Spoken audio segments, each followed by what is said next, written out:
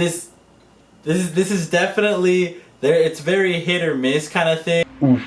Hey, that's your number 4. It's wrong, but it's your number 4. TLEV Media, bringing the magic of the theme parks to your home. From vlogs to interviews, TLEV Media is entertainment for all.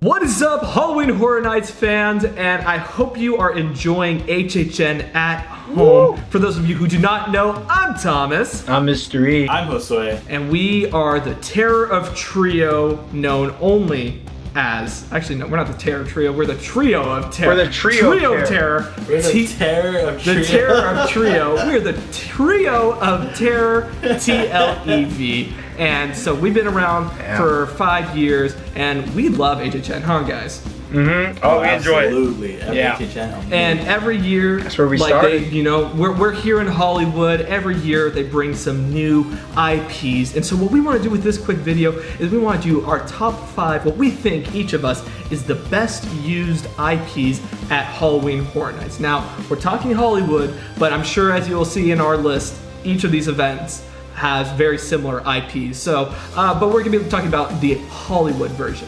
But before any of that, make sure you stick around because we have a pretty fun announcement that we're gonna be having at the end of this video. All right, so gentlemen, are we ready to start this list? Who wants to go first? That's good. You know what? I'll go first. All right, hit us, Mr. E. Starting at number 5. Number 5 is going to go to... I hate it already. None other than Poltergeist. Now, Poltergeist was a really good, solid maze. You know, from starting at the facade, looking exactly identical to the house. That was really brilliant. And how would you know that? How I would know that is because I did live near the house at one point. That's right. Way back in the olden days where I was about like 5 or 6 years old. But yeah, you know, seeing the house and I was like, it threw me back. It hit different. I think what really sold it for me was the coffin scare scene of that maze was absolutely incredible. I think that is one of the best. Would you say that's a hallway scare? Yeah, I would call it that. I'd call it like... Shout out John Murdy for giving out the voice. Yes. So, I would say that is one of the best hallway scares in HHN history. It was so crammed, and you know, I felt like ducking at some point. You know, that sort of I think led to in the future maze of, you know, Frankenstein meets the wolf. Actually, no, it wasn't Frankenstein meets the wolf. Was it?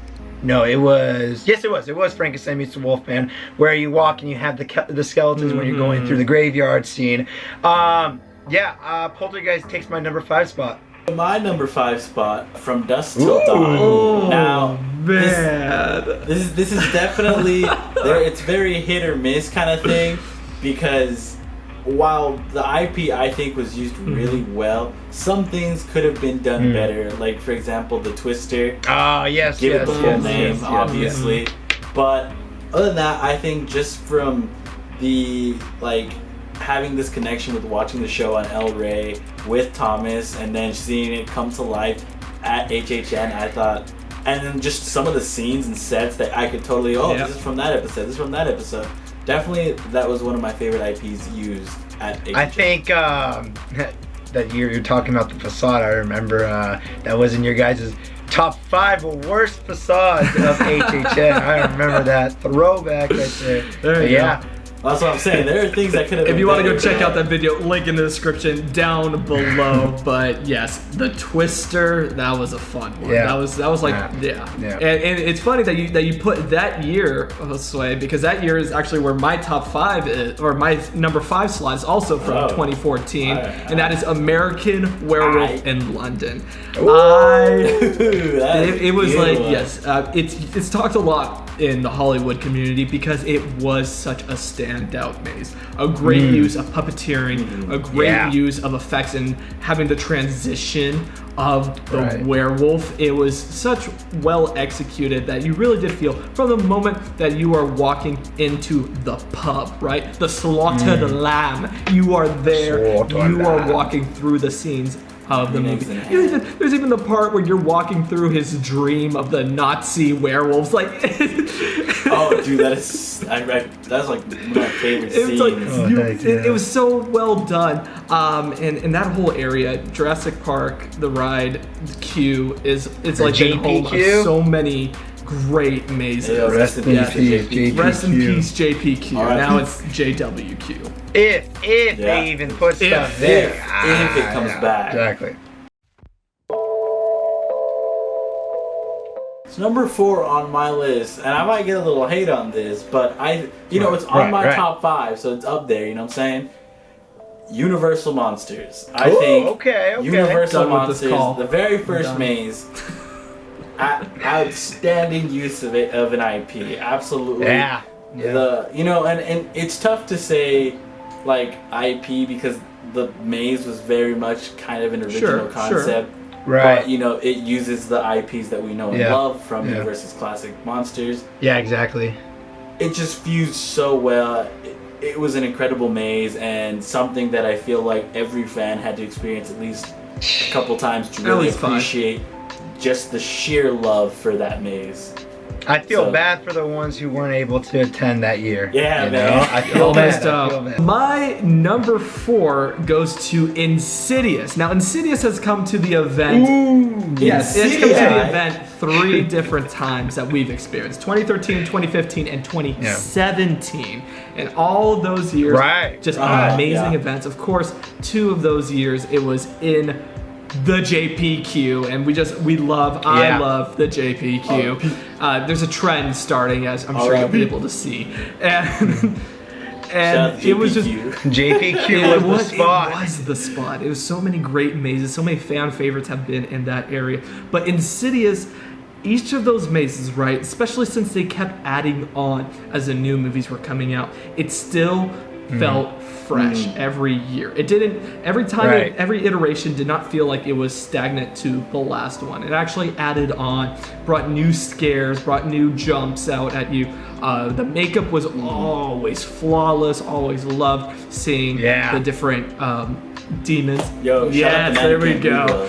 It was the lipstick demon, of course. We love the lipstick demon, and that property has always done well in Hollywood. So that's why it's my number 4, because the scenes in the 2017 version that were for the last key.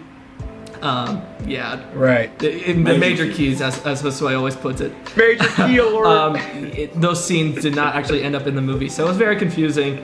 And the maze came out the year before the movie came out, so we were just looking for those scenes in the movie, and they weren't there. It was kind of like a Crimson Peak moment. It was a Crimson Peak moment. Well said. We're talking about the JPQ being a great spot for mazes, but for my number 4, we're going to the Mummy Queue. Alrighty. My number 4 goes to The Exorcist. Now. Oh, wow. I know The Exorcist. It's another maze that a lot of people did not like. Hit or miss, I guess they never miss. To me, mainly for a lot of people is because of the black walls. Black walls, there were some. But I think this maze used the black walls well. I'm gonna be honest. The points of the black walls were actually used well. I think it's because Pazuzu was creepy as heck. Pazuzu was. I think that him being in those black wall areas worked very well.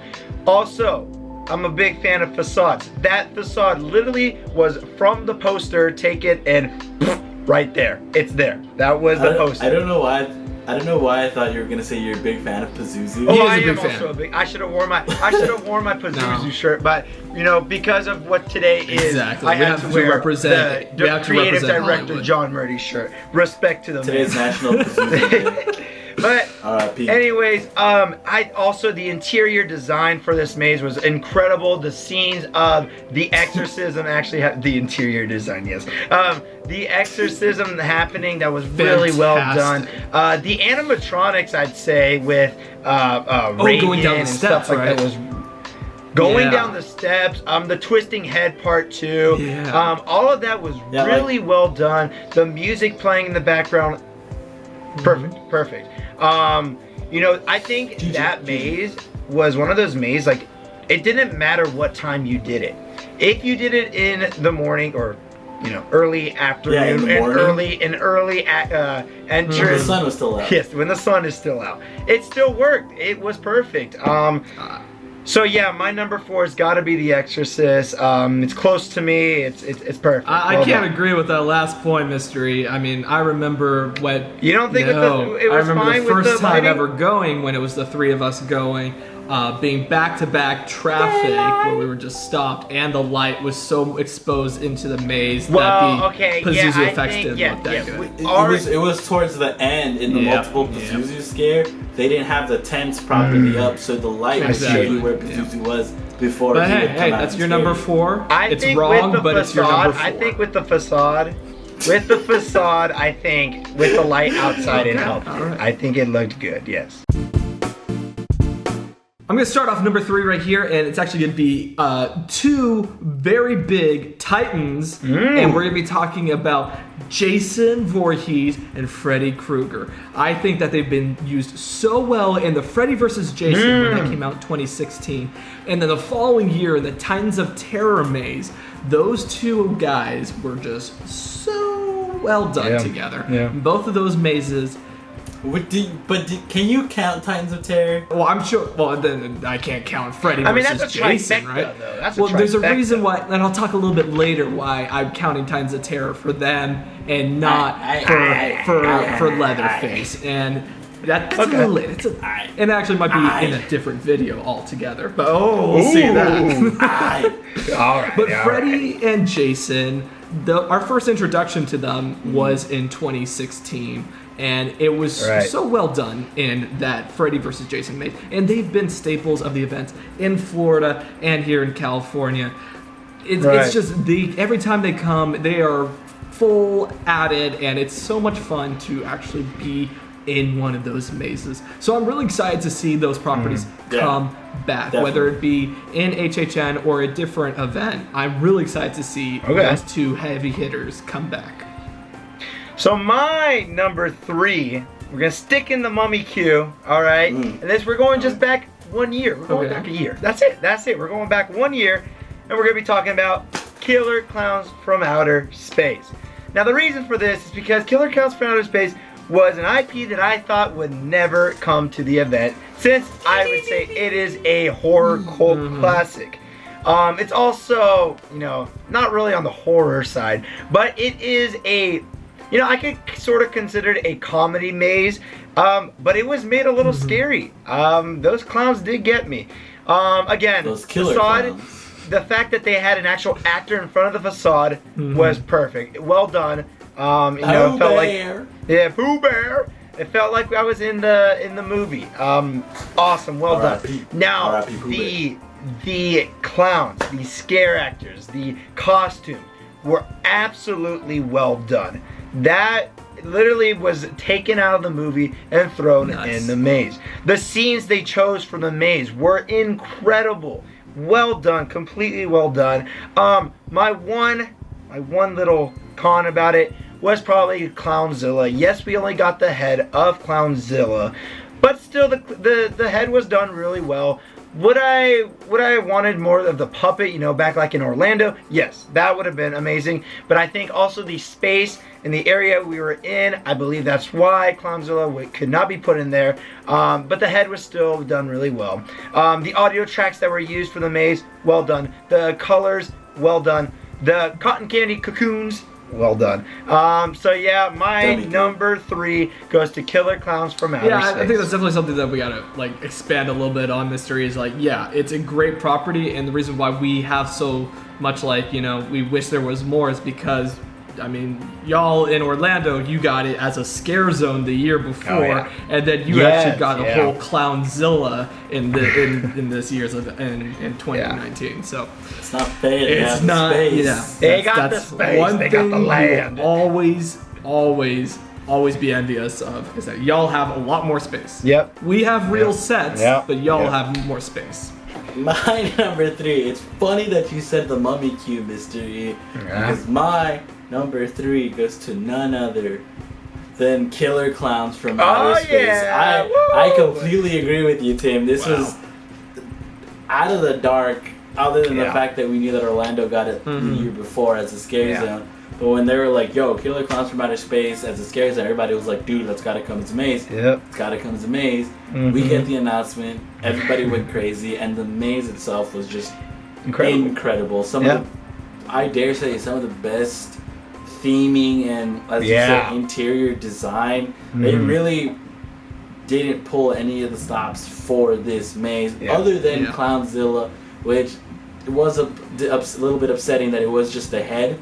Right. But nonetheless, we at least got Clownzilla. You know, they could have just not put a Clownzilla in there because he couldn't fit, but at least we got a giant Clownzilla head, and I'll take it, man. But yeah, dude, Killer Clowns from Outer Space, well used. Well done, Like, to add on to that, I mean, like the week before, you know, we had the honor to be able to do the behind the scenes, and I remember when we went through it. That was just you. Okay, I had the honor to do it, and when we went when I went through it, you know, the maze did not look complete yet, and this was a week. Was it a week or a week and a half? It was like something a week like that, and before the event that was gonna happen, and I was so worried, like this event, like this maze would have been just not to its quality.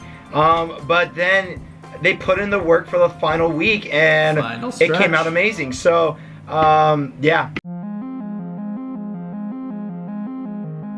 So my number 2, we're going to be focusing more on the IP as a whole, because there were multiple mazes with this IP. And that's going to go to Insidious. Now, Insidious came 3 times. And I'm going to say probably the best years were the second 2 years. It was 2017 and 2018, am I correct? 2015 and 2017. There we go. 2015 and 2017, I think, were the best years. They were phenomenal for sure. What's going to this event is, or not event, this IP was the scares. I mean, the scare actors. It's, again, taken out of the movie. It was perfect. Now, what I really liked and enjoyed was the 4 scares at the end of the 2017 maze. Was absolutely phenomenal. That, I think, was the first time I've ever seen, like, the 4 scare actors scare. Because that, I mean, literally, I remember we were so close to the floor that time when they came at us, and we were like shaking afterwards too. We were. I mean, I know I was shaking a little bit after that. Also, the 2015 one, I remember I had to force everyone out of the maze. I was just so scared. I think those 2 were the best Insidious ones, because I didn't get to do the 2013 one. Oh, really? I don't. Yeah, well, I mean, I started in 2015. You started for 2015. But you know, Insidious is a IP that I hope would come back to the event. Facts. You know. Tell me facts. Hey, you spitting facts. I am spitting facts. Let's bring back Tucker Inspect to the front of the maze. Okay? We need that again. We need that. Okay. But anyways, Insidious, you take my number 2 spot. Keep scaring me. We love you. My number 2 spot is also going to last year, man. And I think y'all already know what it is. This is an IP that I feel like, like Killer Clowns, nobody kind of saw it coming. It was just like a BAM! And then there it was. And that goes to Ghostbusters. Y'all already know I loved that maze. That maze was... I have a picture. If you don't mind, editor, put it right there. phenomenal. I mean, it was. Yeah. I like this IP. Yeah. And I think it's just like I grew up watching Ghostbusters, and like as many as you people did grow up watching this movie as well, and it was just such a fan requested IP. When the rumors started circulating Ghostbusters was coming, people were like, nah, that's not even that scary, bro. It's not even that scary, you know? It can't come, and it can't come. And then we get the announcement. Yep, I remember. Lit, oh, I remember. And sure, it wasn't the scariest maze, but nostalgia, it was good. Fun factor, everything, just all around good time. Ghostbusters. I can say with confidence that we would have felt the same way this year with Beetlejuice. Yeah, because I think, you know, yeah, exactly. But with Ghostbusters, today. There was literally, I'm going to say, 2 black walls. Max, I would, if I remember. Yeah. Yeah, man. All right, well, I'm not staying in 2019 for my number 2. My number 2 goes to, and there's a lot of history of the 3 of us with this property, and that goes to none other than Halloween. Halloween, we have so much history with that property. Michael Myers Comes Home is one of the only mazes at Josue. What happened to you in Michael Myers Comes Home? It hurt. It hurt. Yeah. They physically beat me up. I'm just playing. No, but I did get lockjaw from this maze because I was so scared of just like one really good scare, and I screamed so hard that my jaw got locked in place, and I was in pain for a while, but it was worth it, man. This was this is Michael Myers, you know what I'm saying? Exactly, and then Hell Comes to Haddonfield was literally felt like the maze was picking up immediately from where the 2015 one ended. Yeah. Great scares, great effects in both of these mazes. Every time Michael is at the property, we want to go. We want to see Halloween. I don't think there's a single Michael Myers maze that's been not good. Or a fan favorite. Yeah, I mean, every single one has been really well done. Before going into our number 1, we want to announce that we, in honor of today's HHN at Home event, we want to plug in a giveaway that we are having for all of you HHN fans. Now, we know that haunt season is a little bit different, but we want to make sure that it's just a little spooky for one very special prize winner. So head on over to the link in the bottom of the description to go to our Instagram, which is at TLEV Media. Follow us on Instagram.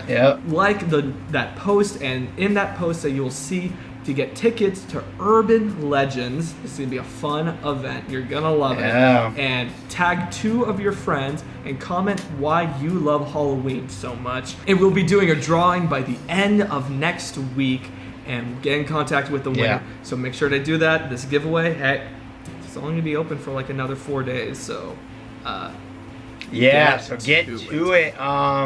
The post should be out by then. Oh, the post is live now. Yeah. It's right now. It's right now. Like out right now. So it's right now. So tell your friends so that they can get you some more, brownie points. Some clout. Right. Some clout. And go experience Urban Legends because it's gonna be great. And let's just get spooky. It'll be fun. So number 1, here it is. We are here at number 1, and I'm gonna be saying it. It's already been mentioned. My number 1's already been mentioned. It wasn't that high in this person's list, so we're gonna have words afterwards. But I'm talking about Universal Monsters. Now, Universal Monsters has been around the property since 2011. Even before that, with the House of Horrors itself, you've been able to see the Wolfman, you've been able to see Dracula, you've been able to see the Mummy. You end in Frankenstein's laboratory. I mean, the Universal Monsters are as old as Universal Studios. So when it was in 2011 for the Wolfman maze, 2012 and 2013 for the Universal Monsters remix, and then it took a little bit of a hiatus, but then it came so strong in 2018 with a reimagining, music by Slash, and then I know you all on the East Coast got a little bit of a taste when it came last year, but oh my goodness, it's gonna come every year. I want it to come every year. Universal Monsters is just bread and butter to my HHN experience. Well done, I love every maze that has a Wolfman every maze that has a Frankenstein's monster. Just put all those monsters together, and I'm one happy camper. So my number one is the Walking Dead all-day attraction. No, I'm just kidding. It's not the Walking Dead all-day attraction. I scared you guys. Pedal back. It is Universal Monsters, just like Thomas. Now, for me, it's really on Universal Monsters in 2018, and then Frankenstein meets the Wolfman. This was so it was so amazing. It was what? It was so amazing. It was amazing. Exact words he used. It was the music by Slash was absolutely incredible. The fact that we got 2 years in a row music by Slash. You can hear that they enjoyed recording it and enjoyed making both of the mazes. The fact that the Universal Monsters maze in 2018 entered a scare zone afterwards. That, no, it's not over. You are going into a scare zone and you're still going to get scared. Absolutely incredible. I think this is going to become a forefront of the events, the future events. This is not the end of Universal Monsters. We're going to get more, and I just can't wait. So my number one all-time favorite IP goes to Universal Monsters. I'm just playing, I'm playing, all right? Yeah, you can't have it twice on one list. They already gave it enough love. I put it on my list. It's still on my list, all right? I love the thing. Believe me, I do. But it ain't my number one, bro. Because my number one goes to none other than my all-time favorite maze of HHN history. And that's Krampus, man. That is Krampus, baby. All right? I was really Yeah. I would have been surprised if it wasn't this. Exactly, man. I mean, come on. Christmas, Halloween. I mean, it's like the Nightmare on Christmas on crack, man. It's the Nightmare on Christmas on crack. Absolutely phenomenal. The movie was great. You know, it's one of those like immediate cult classic movies. You know, great for Christmas, great for Halloween, great for New Year's, great for 4th of July. It's just a great thing to watch any time of the year. And the maze. Don't even get me started on the maze. The facade was spot on. The little effects that they put even outside of the maze. Krampus, man. Every little detail of that maze. Chef kiss, dude. It was well done. All-time favorite maze, and you know, Ghostbusters is a second close, man. But I don't know. There was just something about Krampus that. It's like a kid at a candy store, man. And that wraps up our list of the top 5 best used IPs at HHN Hollywood. But before we go, we want to give you all a little sneak peek on something that we've been working on for months now. Now, we for a while love Halloween Horror. Absolutely. We love Haunt season. Absolutely. We also love a lot of other theme parks, let's say that. And we love the theme parks that are not necessarily known to be that scary. But we, in collaboration with our buddies at Hauntless, want to provide you all with this awesome exclusive sneak peek at a concept art for our merch that's going to be dropping closer to the beginning of Haunt Season 2020. And it's right here. It's a very fun one. Pirates of the Caribbean. It's all of us. I mean, exciting. Just look at it. It's beautiful. It's exciting. This is exciting. You can already see all the Easter eggs in this one. Can't wait. You don't want to miss out. So make sure you're following us again on our social media at TLEV Media. Also, enter that giveaway. I mean, there's so many reasons for you to be following us. Hit that subscribe button if you're new to this channel. Follow Hauntless as well, man. You know, the work we've been doing for these past couple months, man. It's going to be a good one. It couldn't be possible without the help of Hauntless, you know, helping us through this. You know, we didn't really know how to do a good merch line. I mean, it's not just merch, it's apparel. That's right. It's apparel that's coming out, and we're excited. This is something that we wanted to give to you all for such a long time and want you all to enjoy so much. So make sure to go check out, follow us, follow Hauntless. So hopefully you've been enjoying HHN at home. Remember, this is a day-long event. You don't want to miss out. Make sure to go check out the other creators that are from both East Coast and West Coast that will be creating a lot of content. And in fact, right as this video ends, the next panelist is already starting. So go check out their video. You're going to love it. Again, HHN is forever. But more importantly, I'm Thomas. I'm Josue. I'm Mr. E. Thank you all so much for watching, and stay spooky.